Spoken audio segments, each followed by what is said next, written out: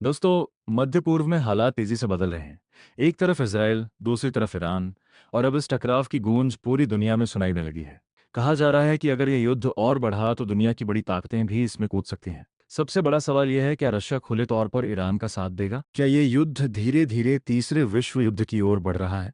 और इस पूरे संकट में इंडिया क्या भूमिका निभाएगा? आज के इस वीडियो में हम इन सभी सवालों का विस्तार से विश्लेषण करेंगे। असल में इसराइल और ईरान के बीच दुश्मनी कई वर्षों पुरानी है। इस तनाव के पीछे कई कारण बताए जाते हैं। परमाणु कार्यक्रम को लेकर विवाद, मध्य पूर्व में ताकत की होड़, क्षेत्रीय संगठनों और सहयोगियों को लेकर टकराव। हाल के समय में दोनों देशों के बीच हमलों और जवाबी कार्रवाइयों से हालात और ज्यादा तनावपूर्ण हो गए। पूरे मध्य पूर्व में डर का माहौल बन गया है कि कहीं यह संघर्ष बड़े युद्ध में न बदल जाए। अब सबसे बड़ा सवाल यही है, क्या रशिया खुलकर ईरान का साथ देगा?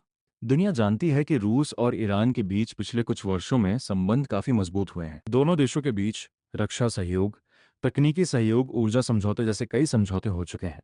लेकिन रूस के सामने भी कई चुनौतियां हैं। इसलिए संभव है कि रूस सीधे युद्ध में कूदने के बजाय कूटनीतिक और रणनीतिक समर्थन तक सीमित रहे। फिर भी अगर हालात ज्यादा बिगड़ते हैं तो रूस की भूमिका बहुत महत्वपूर्ण हो सकती है। दूसरी बड़ी ताकत है चाइना। चीन मध्य पूर्व के तेल पर काफी हद तक निर्भर है, इसलिए वह नहीं चाहेगा कि यह युद्ध ज्यादा बढ़े। संभावना यही है कि चीन शांति की अपील करेगा और कूटनीतिक समाधान की कोशिश करेगा।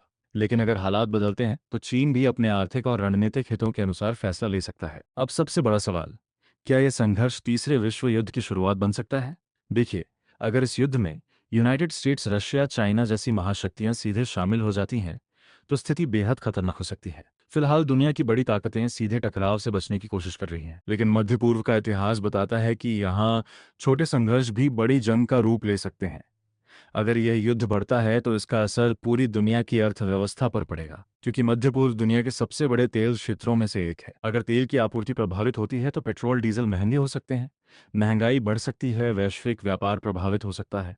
इसलिए पूरी दुनिया इस संघर्ष को लेकर चिंतित है। अब बात करते हैं इंडिया की। भारत की स्थिति इस मामले में काफी संतुलित है, क्योंकि भारत के अच्छे संबंध हैं इसराइल से, ईरान से, यूनाइटेड स्टेट्स से, रशिया से।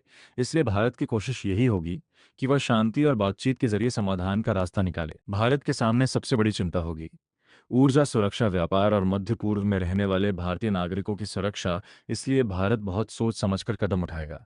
तो दोस्तों, इजराइल और ईरान के बीच चल रहा यह तनाव सिर्फ दो देशों का मामला नहीं है।